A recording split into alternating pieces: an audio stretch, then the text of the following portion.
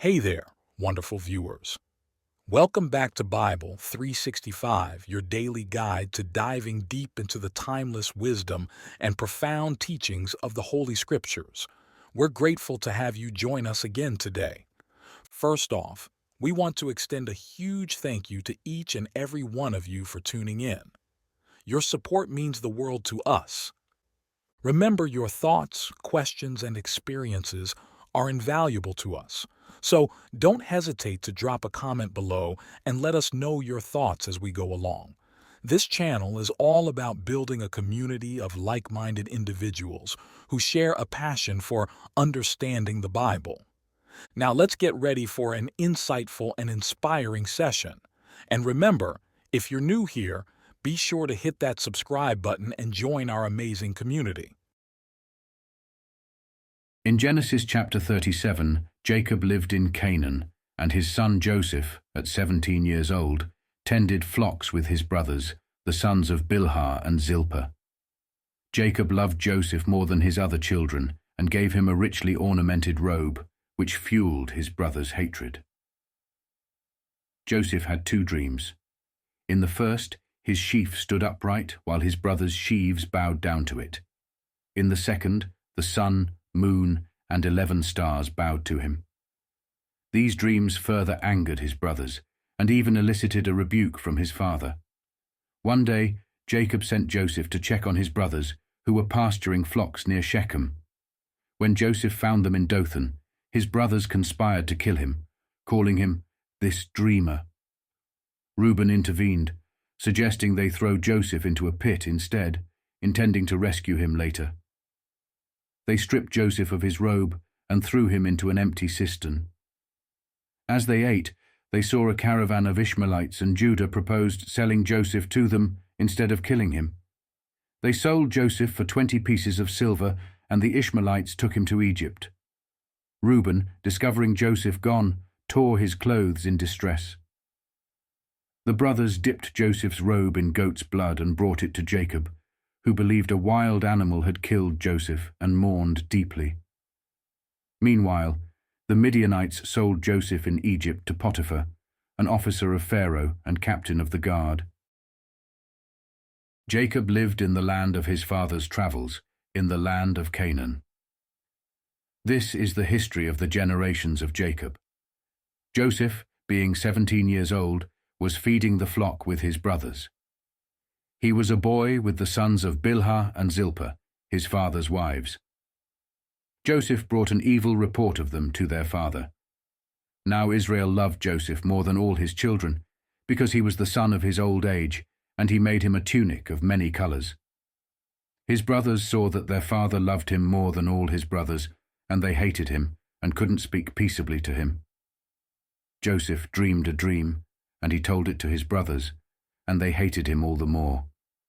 He said to them, "Please hear this dream which I have dreamed. For behold, we were binding sheaves in the field, and behold, my sheaf arose and also stood upright. And behold, your sheaves came around and bowed down to my sheaf." His brothers asked him, "Will you indeed reign over us, or will you indeed have dominion over us?" They hated him all the more for his dreams and for his words. He dreamed yet another dream, and told it to his brothers, and said, "Behold, I have dreamed yet another dream. And behold, the sun and the moon and 11 stars bowed down to me." He told it to his father and to his brothers. His father rebuked him and said to him, "What is this dream that you have dreamed? Will I and your mother and your brothers indeed come to bow ourselves down to you to the earth?" His brothers envied him, but his father kept this saying in mind. His brothers went to feed their father's flock in Shechem. Israel said to Joseph, "Aren't your brothers feeding the flock in Shechem? Come, and I will send you to them." He said to him, "Here I am." He said to him, "Go now, see whether it is well with your brothers and well with the flock, and bring me word again." So he sent him out of the valley of Hebron, and he came to Shechem. A certain man found him, and behold, he was wandering in the field. The man asked him, "What are you looking for?" "I am looking for my brothers. Tell me, please, where they are feeding the flock." The man said, "They have left here, for I heard them say, 'Let's go to Dothan.'" Joseph went after his brothers and found them in Dothan. They saw him afar off, and before he came near to them, they conspired against him to kill him. They said to one another, Behold, this dreamer comes. Come now, therefore, and let's kill him and cast him into one of the pits, and we will say, An evil animal has devoured him. We will see what will become of his dreams. Reuben heard it, and delivered him out of their hand, and said, Let's not take his life. Reuben said to them, Shed no blood. Throw him into this pit that is in the wilderness, but lay no hand on him. that he might deliver him out of their hand, to restore him to his father. When Joseph came to his brothers, they stripped Joseph of his tunic, the tunic of many colors that was on him, and they took him and threw him into the pit. The pit was empty. There was no water in it. They sat down to eat bread, and they lifted up their eyes and looked, and saw a caravan of Ishmaelites was coming from Gilead, with their camels bearing spices and balm and myrrh, going to carry it down to Egypt. Judah said to his brothers, What profit is it if we kill our brother and conceal his blood? Come, and let's sell him to the Ishmaelites, and not let our hand be on him, for he is our brother, our flesh. His brothers listened to him. Midianites who were merchants passed by, and they drew and lifted up Joseph out of the pit, and sold Joseph to the Ishmaelites for 20 pieces of silver. They brought Joseph into Egypt. Reuben returned to the pit, and saw that Joseph wasn't in the pit, and he tore his clothes. He returned to his brothers and said, The child is no more, and where will I go? They took Joseph's tunic and killed a male goat and dipped the tunic in the blood.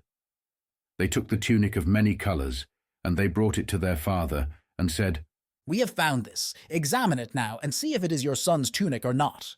He recognized it and said, It is my son's tunic. An evil animal has devoured him. Joseph is without doubt torn in pieces.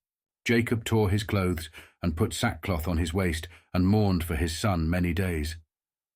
All his sons and all his daughters rose up to comfort him, but he refused to be comforted. He said, For I will go down to Sheol to my son, mourning. His father wept for him. The Midianites sold him into Egypt to Potiphar, an officer of Pharaoh's, the captain of the guard.